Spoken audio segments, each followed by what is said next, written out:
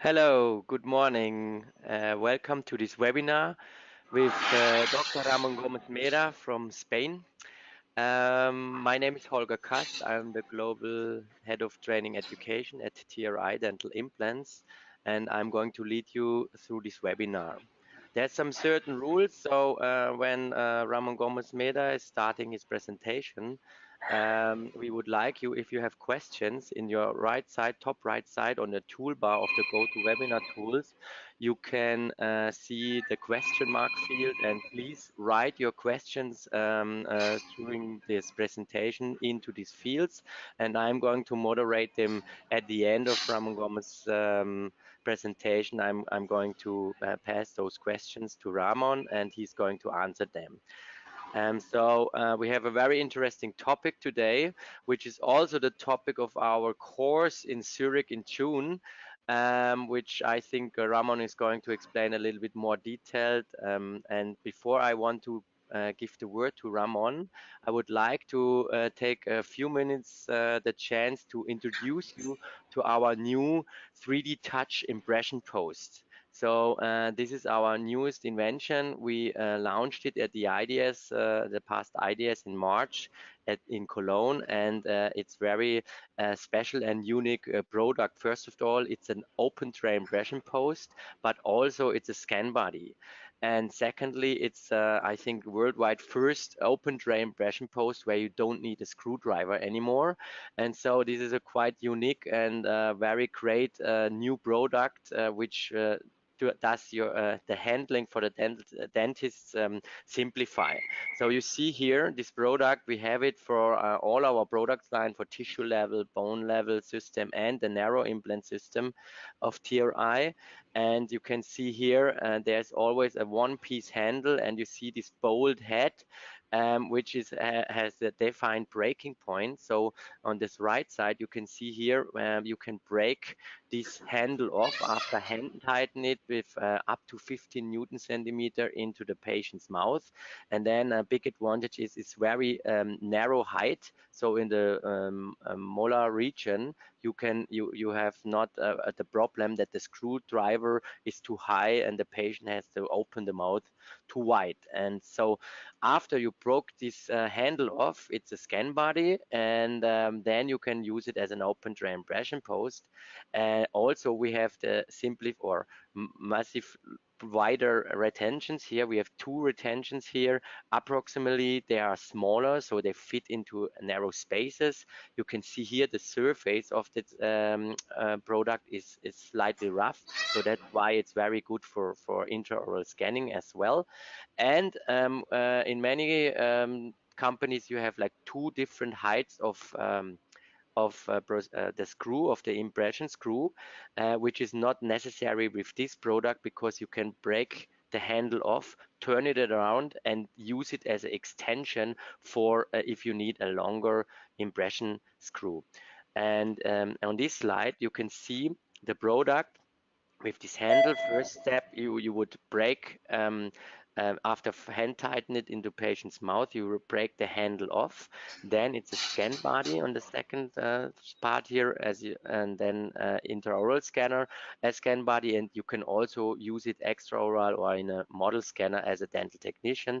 You can use it like this.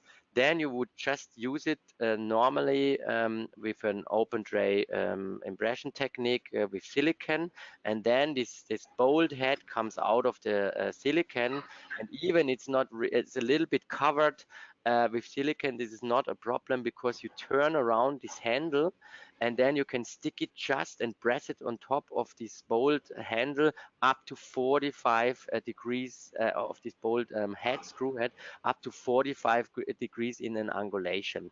So this is really nice, especially in the posterior region. You can open your open tray impression very easily. You have not a problem of fitting the screwdriver into the screw head of the impression post. So that's a very simplified product. It's now available. So if you would like to use this 3D touch, please contact our sales teams and use this beautiful product right now. So now for me, it's the time to pass the word to Ramon. Welcome, Ramon. I'm very Welcome. excited to listen to your presentation about immediate implant placement and provisionalization with soft tissue management, analog and also digital approaches. So please, I pass you the rights, switch to your computer, and then please go ahead and we can start your presentation. 1 second. Um, okay, now I think you can share your screen, please, Ramon. Go ahead. Welcome. Yes. Welcome. How are you, everybody? First of all, thank you for being here, attending this lecture. Our topic is immediate implant, as Holger said to you, and I want to present myself a little bit before starting. I'm from Spain, northern Spain, next to Galicia, a small town called Ponferrada with a castle in the middle of the town. You can see the castle here. And you can see the Cathedral of Santiago de Compostela. I studied in Santiago de Compostela more than 20 years ago. I studied there dentistry. And okay, let's go throughout these slides. Okay. This is the topic I'm going to go through. We are going to speak a little bit about the risks, aesthetic risks and failures, hard and soft tissue management, socket preservation, the implant position, implant size, and the first approach used in immediate implants. As you know very well, we can select different approaches. We can go throughout delayed implant placement, early implant placement, or we can decide to place implants immediately after the extraction of a tooth. Of course, the main advantage of doing this is that the patient suffers less number of surgeries, and the reduction of the treatment cost is quite considerable. So immediate implants for me are quite an advantage in order to treat our patients. And if you see the papers, you can observe that in some cases where the sockets are compromised, the papers tells us that we shouldn't employ immediate implants after the extraction of a tooth. You can see that the consequences of doing this are the loss of the papillae, and not only that, a recession on the buccal side of the implant, sometimes showing the abutment or even the surface of the implants. Literature tells us that we can find this kind of aesthetic complications up to 30% of the cases, of the clinical cases, mainly when we have thin facial bone, thin biotype, and an implant positioned too much facially. So we should evaluate the risks before treating a patient with the immediate implants.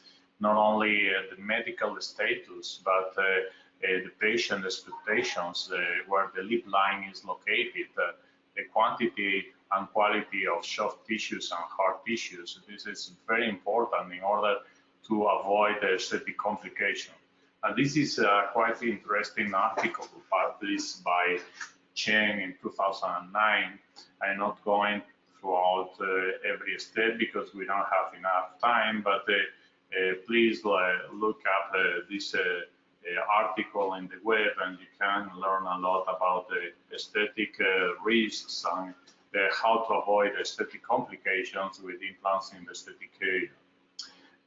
This is a clinical case treated by me many years ago, more than 7 years, of course, but this is the follow-up pictures taken 7 years later, and you can see that even placing even having a defect on the back side of the implant and the back side of the bone. I placed the implant immediately, and I was able to treat the patient in one single surgery without any aesthetic complications. So nowadays we are able to do this kind of clinical approaches even when the socket integrity is compromised. So of course, what is important is to know how to manage the hard and soft tissues in order to avoid this kind of complications. And in order to avoid those kind of risks and complications, I have to pay attention mainly to three parts: the tissues, bone and soft tissues, hard and soft tissues, the implant, and the restoration. Where the gingiva is located, what is the kind of biotype I have, do I have enough bone, and where is located the proximal and backal bone, to select the implant, the right shape and size of the implant, to position the implant in the right place. And not only that, we have to know how to manage prosthodontically the emergence profile and how to copy that profile in order to finalize the restoration adequately. If we do everything right, we end up with this kind of clinical situations where you can observe I have more than enough quality and quantity of soft tissues on the back side for implants. Then this situation, this final result is going to be aesthetic, but not only that, it's going to be stable, and this is quite important. And the keystones in order to get a stable result, not only a aesthetic result, but a stable result, is that to keep the surgery flapless, to fill the gap between the implant and the cortical plate with a bone substitute, and to overcorrect the quantity of soft tissues throughout the placing a connective tissue graft. So it's quite important to improve the biotype on the buccal side of the implant. And after doing not an automatic extraction, a minimal invasive extraction, it doesn't matter. It doesn't matter what you use. You can use a forceps. You can cut the root in two pieces, or you can use this kind of devices, Benix or Extract. I love the last one, in order to preserve the bone of the socket, to minimize the trauma, and to be able to perform a surgery, a flapless surgery with a minimally invasive procedure. And after that, to place a connective tissue graft on the backal side of our implant, but between the flap, between the gingiva and the bone and the bundle bone, because we know that the bundle bone is going to be resorbed, more or less, it's going to be resorbed. We cannot preserve 100% of the bundle bone. Of course, it is not only important that, it's important to understand that the design of the implant, the abutment design, has to be adequate in order to have enough space on the back side of the neck of the implant to allocate the gingiva and the connective tissue place there. Facial gingival recession is common after immediate tooth replacement. Then it is primordial to observe if we already have a recession before taking out the tooth. If we have a recession before taking out the tooth, be careful. In this case, it is mandatory to overcorrect the quantity of soft tissues before finalizing our clinical case. You can see this is the teeth, and this is the emergence profile of the implant. And you can see the result is quite aesthetic and stable because we overcorrected throughout the connective tissue graft the quantity of soft tissues on the back side of our implant. Then after finishing the case, you can see the follow-up picture, and you observe a stable result. I published this kind of techniques more around a decade ago, and I can show you a very old case done more than 15 years ago, published in the magazine of the Periodontic Society here in Spain. You can see the situation before doing the immediate implant. I had a defect on the mesial and distal part of this tooth, so I placed a connective tissue graft there, and this is the final result after more a decade.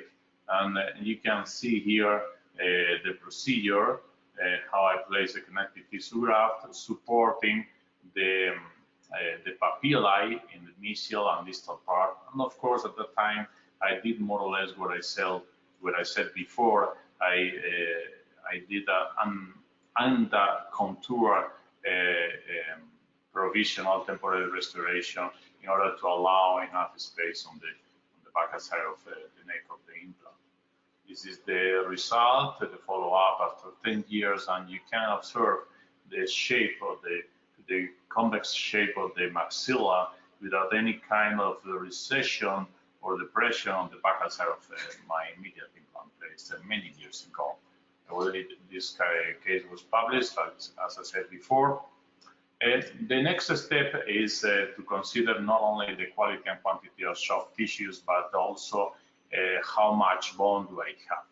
How much bone do I have, not only around the tooth to be extracted, but also apically, because I need the bone apically in order to stabilize the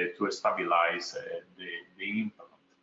Be careful, because if the thickness of the cortical plate is less than 1 millimeter, the accuracy of the CBCT is not so good, and the odds of radiographic identification decrease. But you can have bone, of course. You can have more than enough bone. The mean socket height is around 18 millimeters, and its width around 8 millimeters, more or less. And this is more than enough to place an immediate implant in most of our cases. You can see here that not only that, you have to pay attention to the shape of the socket. But in most of the sockets, we have more than enough bone apically to stabilize the immediate implants. Another thing I usually do in order to avoid any problem with my surgeries is to probe where the bone is located. Not only buccally, but also proximal.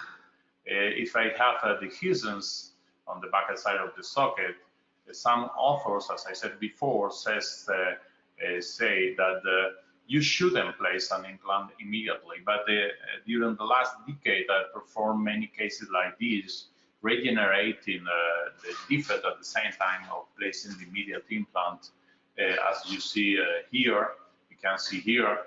I usually use BIOS collagen, but from time to time, I take a bone from the tuberosity, I harvest bone from the tuberosity in order to reconstruct the lost bone at the same time of placing the implant. Of course, if when the proximal bone is gone, the treatment prognosis is worse, and the treatment planning becomes more complex. To get a more predictable result, I like to use orthodontic extraction. This is a clinical case treated with ortho extraction, and you can see the evolution throughout the radiographs. And throughout the orthodontic extraction, I'm able to get much more bone and soft tissues in a more coronally position. After that, of course, I'm going to shape the soft tissues with a temporal restoration. And these cases are quite challenging because sometimes we see partial recurrence during the stabilization period. So place the temporary restoration at least for 3-6 months in order to avoid this kind of problems. 9 years later, the patient was treated, and I finished the case with a CAD-CAM abutment, and this was the final result. Of course, it is not perfect. I like to have the better papillae shape on the right, but the patient is quite happy with the result, and that is my main goal, that the patient goes out of the office satisfied with the final result. Of course, not always I place the implants immediately, mainly when I don't have enough bone, alveolar bone, in order to stabilize the implant. I prefer to do a socket preservation technique. Of course, it is useful if you don't have enough surgical experience with the immediate implant technique, or sometimes I use the technique when I'm going to use a bridge, a ponticide for the final restoration. I'm not going to place implant every time. This is a clinical case where two teeth are infected and not much bone in order to stabilize the second implant under the sinus. And I decided to take out the teeth and to place the implant only in the first tooth, and after that I reconstructed with biomaterial and a connective tissue graft the defect in order to preserve the maximum volume of the socket in order to place the implants finally. This is the result after a couple of weeks, and the implants there, and after the second surgery, of course, I use a temporal restoration in order to shape the soft tissues before finalizing the clinical case with a couple of zirconia crowns. Next step I want to speak about is the kind of implants we are going to place immediately. We can use not only bone level implants, we can use tissue level implants immediately in the posterior areas when the biotype is thick, to move the implant abutment interface away from the bone. This implant has the advantage of a pink color, resulting in a very aesthetic result. This is a clinical case where the patient presents a huge gum smile, so it is a risky situation, aesthetically speaking, because the patient is quite demanding, and every failure is going to be seen. This is the situation of the patient with a periodontal disease, and she feels pain in the right side of the maxilla. So we are going to take out these molars because the furca are affected, and the patient hasn't got a good hygiene level. So I don't think this kind of teeth are going to be very predictable in the long term.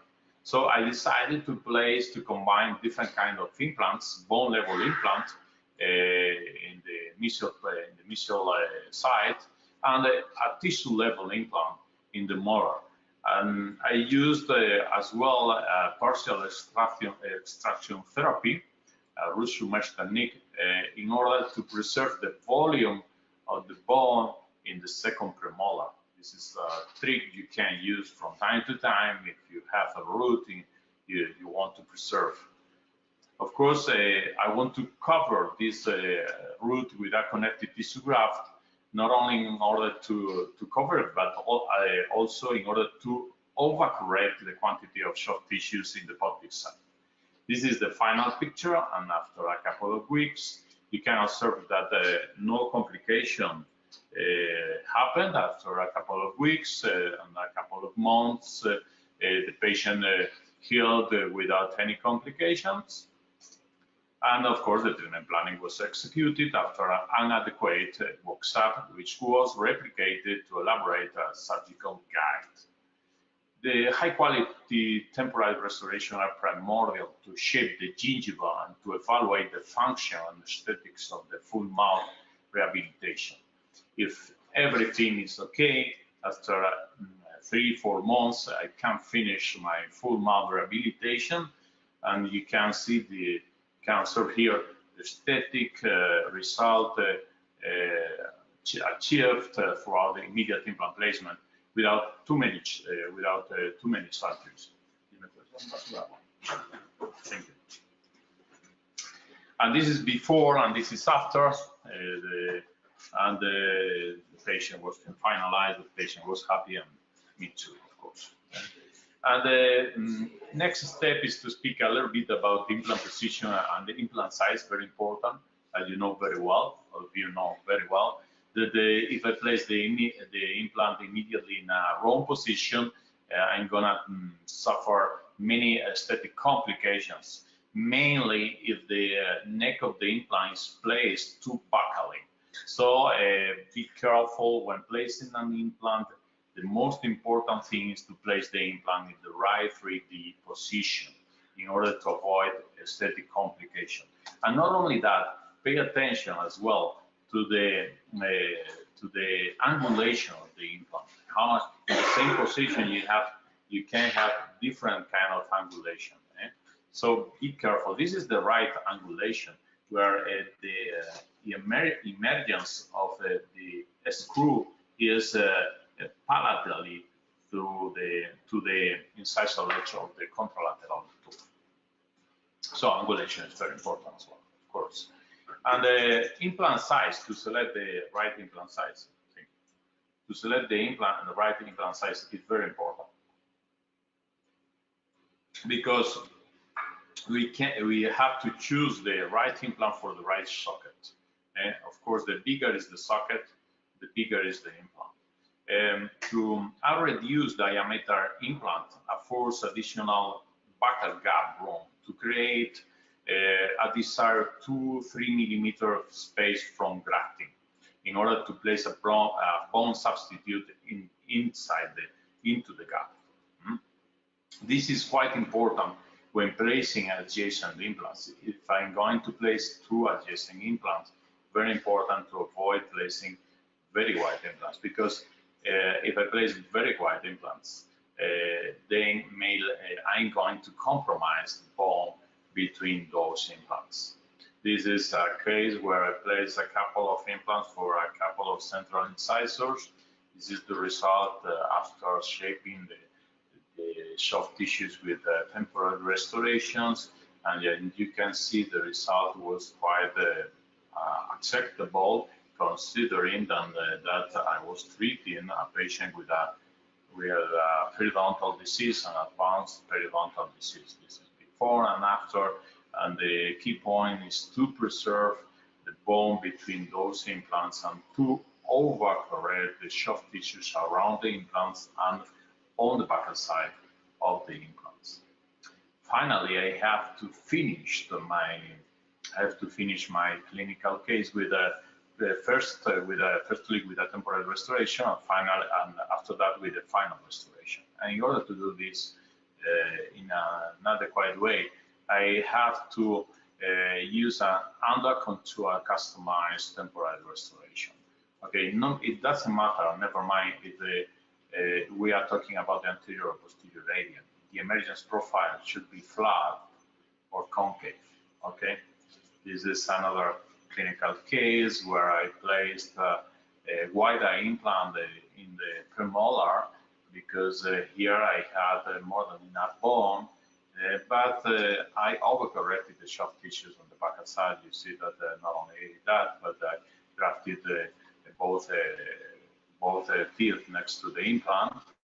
And you see that under contour, the temporal restoration that I placed there, and finally I see it through the case. Now I have to customize after the healing period, after the implant has been integrated and the clinicians are satisfied with the soft tissue architecture and the transition zone that has materialized in the provisional phase. The position of the implant transition zone is communicated to the laboratory technician. In almost all aesthetic cases, stock impression coping will not prevent the soft tissues from collapsing. So it's important to do this kind of customized impression copings. I usually choose a curing resin when I have to replicate the emergence profile of many implants, because it's quicker and it's cheaper. And if I have a model, I take out the temporary restoration, I sit them on the plaster model. Maybe I have a model because I ordered the technician to build, to send me a temporary restoration before. And after a couple of months, I want to be very precise in order to communicate the shape of the gingiva to the technician. Then I sit them on the plaster model, and I use silicone.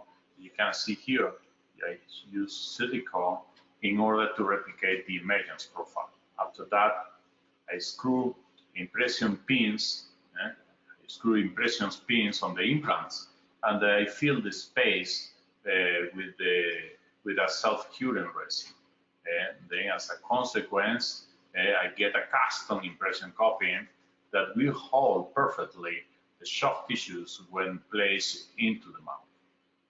Finally, silicone is used to take the final impression for the lab. Then I can finish my work, and this is the final result. And you can see I have perfect stability of the bone. For single implants, the protocol is exactly the same, but I use a flowable composite because it's quicker.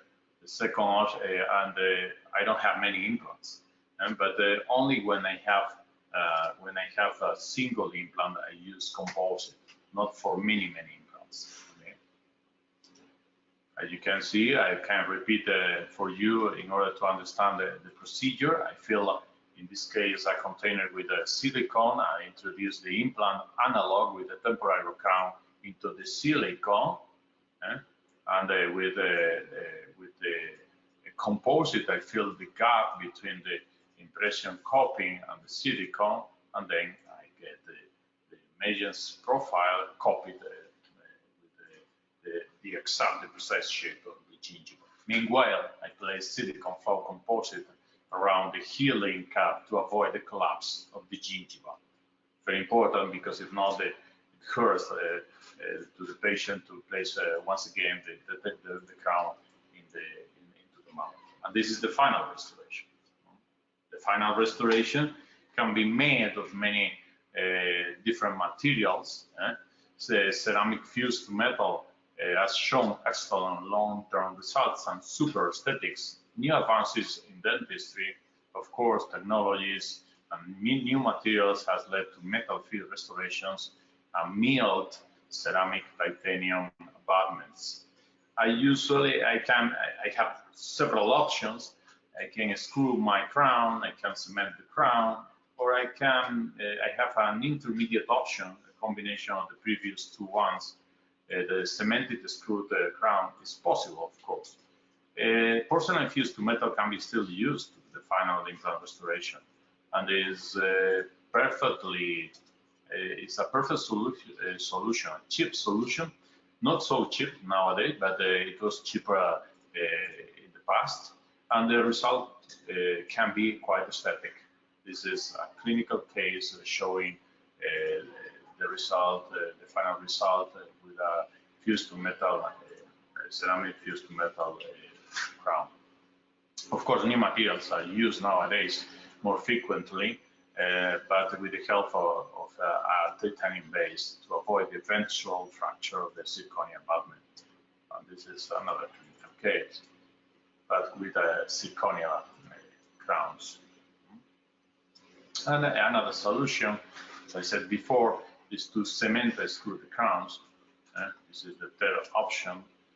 You work a little bit more, but you have the advantage of cleaning and polishing every excess of cement out of the mouth, because you have our clinicians should be aware of the risk of for excess cement being left subgingival due to the inability to detect or remove cement and tissue that's greater than 1 millimeter.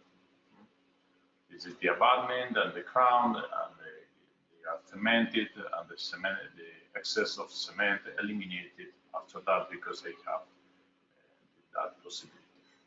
And we always check out if everything is all right in order to avoid any kind of problems with the cement around our implants. Okay, the conclusions are, this is a very short lecture. Still, I have a couple of cases to show you, but the conclusions are pay attention to the tissues, where the bone is located, where the gingiva is located, how much hard tissues do I have? What is the implant size and shape I'm gonna use? How to place the implant adequately in the 3D dimension, and not only that, pay attention to the emergence profile of the temporal restoration, how to copy that emergence profile to send that information to the technician.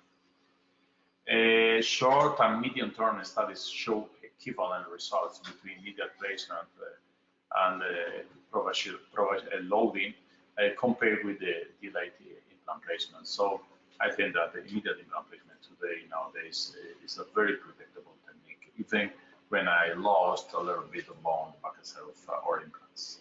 We can do this in only 3 steps with only 3 bookings. And for us, this is this is a very efficient technique. The temporary prostheses are mandatory to achieve optimal results. Not always, of course, if we have only one single implant on the lateral, maybe the posterior area is not so important, but in the anterior area, temporary prostheses are mandatory, but not enough when approaching multidisciplinary treatments with the imbalance of the pink portion of the smile. So you should overcorrect the quantity and quality of soft tissues on the back side of your implant if you want not only an aesthetic result, but also a stable result.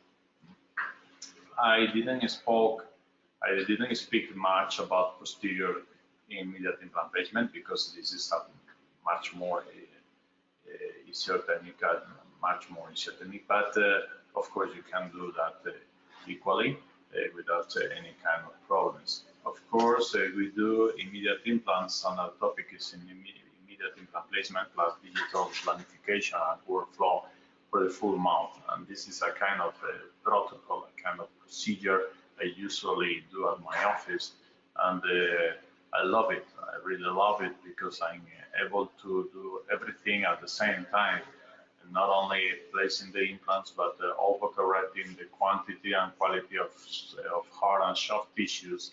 And the patient goes out of the office with the teeth, with a temporary restoration placed immediately. This is not very nice temporary restoration because the patient needed ortho treatment on the upper jaw. But you can see after a few months the result of the quality the soft tissues, the quantity of tissues around the implants. This is what I love most. And to be able to finish the case in one single step with one single surgery is a huge advantage for our patients. It's it's a very predictable procedure. I'm going to speak a lot more about this in Zurich in June during our couple of days hands-on course. But now, of course, I don't have much time in order to explain every step of this technique. But I love this technique. It's amazing how it works. I haven't lost one single implant in the last years using this protocol, digitally planning everything, and with, of course, digital guided surgery and the temporal restoration prepared in advance. This is before and after. I'm doing the ortho treatment on the upper jaw, as I said before. So digital workflow is amazing. New designs and materials are being developed by 3 Implants and other companies in order to help the clinicians to improve and speed up these protocols. This is a new amazing digital world out there. And this is not the future, this is the present. I've been working with the digital approach a lot in the past years, and look at this clinical case. How can we speed up the treatment to take out the tooth and immediately reconstruct the bone? Because I had lost a little bit of bone on the back side of the implant, I placed a biomaterial on the back side of my implant. I didn't load it immediately because I didn't have enough stability of the implant, but I'm able to scan the position of the implant digitally without using any model, and you have the emergence profile You can copy digitally the emergence profile and finally to deliver the final crown, the final restoration very, very quickly and with these nice results. And for me, this is quite unbelievable because we are going to speed up the way we work a lot in the next years. So I'm doing it right now, by the way. And this is the final result. You can see you cannot distinguish more or less where the implant is located. And what is amazing is not only to place the implant immediately, but to load the implant immediately. This is what I do every day at my office. This is with a fracture and hurting, and I place the implant immediately. Once again, I reconstruct the bone on the back side, and I take the impression, the digital impression, the same day. And the same day, I do the temporary restoration, but digitally. I drill the temporary restoration. Of course, I cement the temporary restoration in the titanium base abutment. And you can, if you want, you can dye the temporary restoration, but it is not necessary. I usually don't usually do it because it is not necessary. And meanwhile, I'm doing a connective tissue graft on the back side. The machine is working. It's drilling my temporary restoration. Years ago, I did the temporary restoration myself with the resin, adding resin, and polishing, changing the shape. Now I do it digitally. I'm gonna show you a video right now. And meanwhile, I'm grafting the back side. And after only half an hour, I can screw my temporary restoration, my mill temporary restoration. And this is the final result. Amazing because, but the most amazing thing is that now I have the emergence profile, the ideal emergence profile. And after healing, after a couple of months of a healing period, I have the ideal emergence profile, but now I only have to deliver the final restoration because I don't have to do any impression. I did impression the same day of the surgery. So this is now two techniques, two steps technique. This is efficiency. This is the way I love to work nowadays. And I want to finish my lecture with a video, with a movie showing the digital approach in immediate implants. This is a new work I've been working with for a few years. And I think this is the way to work nowadays because we are going to be much more efficient. Thank you very much.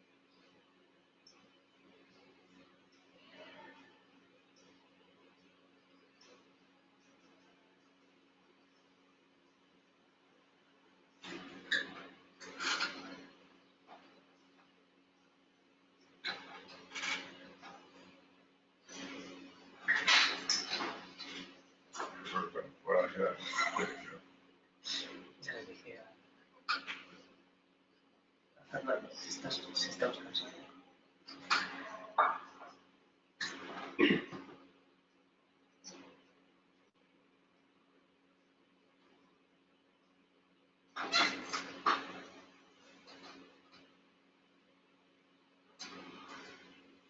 thank you very much. I hope to show you many more cases in Zurich next month during June.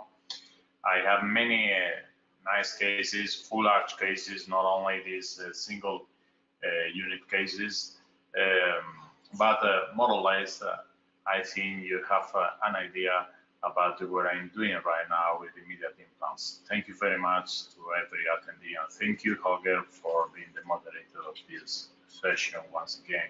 Thank you. Yeah, thank you, Ramon. It was very interesting, beautiful cases as usual. We have some questions here. I would like to ask you and pass those questions. Some of them I can't ask you all of them. We're going to maybe send an email afterwards. Those questions Yeah. are not lost, so maybe I can pass them also via email to you, and maybe you can answer them or we can answer them. If I don't answer every question right now, please No problem. excuse. I will answer every question. Okay. First of all, there is a question from Tunisia, from Professor Suid. She asking, in case of tissue level implant and immediate placement, how do you determine the depth of the implant in the aesthetic zone? Yeah, very interesting question. I don't usually use tissue level implant in the aesthetics zone, but I use them from time to time. I explain myself. When I use tissue level implants, I try to be sure that I have a very thick biotype. Okay, a very thick biotype. Then I use tissue level implants immediately in the posterior area or in the anterior area, but if the biotype is very thick. For example, I love to use tissue level implants in the anterior area when I have a periodontal patient with a vertical defect. In order to avoid a vertical regeneration, I place the implant, the neck of the implant, about the bone and compensate the vertical defect. Okay. Did I explain to you what I use? I hope so. I don't get the feedback now from Kauda. But if I have the ideal quantity, of bone, I prefer to use a bone level implant. Okay. Yes. Because okay. if not, you have to deepen too much the tissue level inside bone. Okay. I don't like to do that. I prefer to have the tissue, the collar above the bone. Okay. Or at least 1 millimeter above the bone. There is a question from our friend Dirk Neves. Hi Dirk, from this side. What is your opinion on placing implants below the bone level systematically? Systematically, I think. Systematically, yeah, systematically. Yeah. I don't like to place implants too much deep in the bone, because if you do so, I think we create a pseudo pocket, a periodontal pseudo pocket, and this can be risky for the future maintenance of those implants. Okay, of course, I know very well if you are working with a platform switching implant, for example, the 4.7 implant with a 3.5 connection. Of course, in those cases, I usually place the neck of the implant 1 millimeter under the bone, but not more than 1 millimeter under the bone. Okay, because if not, sometimes it's risky. And once again, you have to consider the quantity of the gingiva you have. What is the width of the gingiva? Because it's not the same to work with 1 millimeter gingiva than going with 3 millimeter gingiva. If I have 1 millimeter gingiva, I have to deepen the implant a little bit more. But if I have 3 millimeter thick gingiva, please do not deepen the implant too much, because you will end up with a 6 millimeter periodontal defect immediately. And this is not the ideal biological situation, in my opinion. Okay. Then there's a question of Walid Khalid. What options would you suggest for a proximal bone loss when patient is not willing for orthodontic extraction? Yeah, this is a very a really good question, because not every patient wants a couple of years of extraction, because if you have a huge proximal defect, is not enough 6 months of orthostructure. Sometimes you need, like that patient I showed before, 1.5 year, 2 years orthostruction. And this is not something not every patient wants to be subjected to. So in those patients, I prefer to combine what I said before, tissue level implant with a vertical reconstruction with a connective tissue graft. The other option is going to be a GBR, vertical GBR, but this is the last option, because this is a riskier option, in my opinion. I love it, but of course, I try to keep it simple every time I can. There's plenty more questions also from Dirk Neves. I would say, Dirk, you should come on the 27th to 28th to, June to Zurich. We do a course together, Ramon and I think there will be much more detailed information. Of course, in June I will explain every question. And I will show many more cases.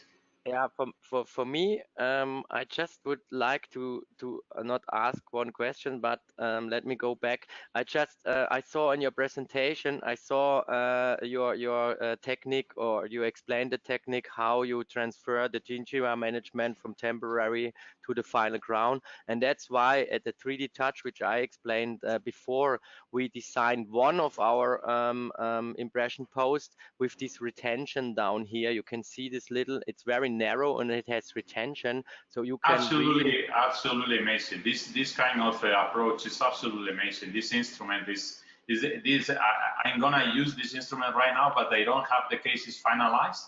But this I recommend everybody this instrument, because this is a kind of very versatile instrument you can use. Sometimes we cannot use the digital approach. I'm not gonna explain here why not, but you can use this instrument with every possible situation, and for me this is quite an advance in this field. Yes, and I think because you showed all your pictures about this technique with our existing open ray impression post, and until June, maybe I can send you afterwards some of these new products, which is just on stock since today, since yesterday, I guess. And so maybe you can even take some pictures of this new impression It would be post. a pleasure for me. And not only that, to scan to do it digitally, not only exactly. So we're going to try to manage this until this 27th of June. As we already announced a few times, there are some seats left. I think it's a very, very interesting 2 days course with a lot of hands-on on pictures and so on. So maybe sign up for this course if you have time, be a part of it. It's also in the beautiful city of Zurich, so you can't do anything wrong if you be a part of this great course. I say thank you again, Ramon, for this great introduction. Thank you everyone. Thank you three implants, and thank you every attendee.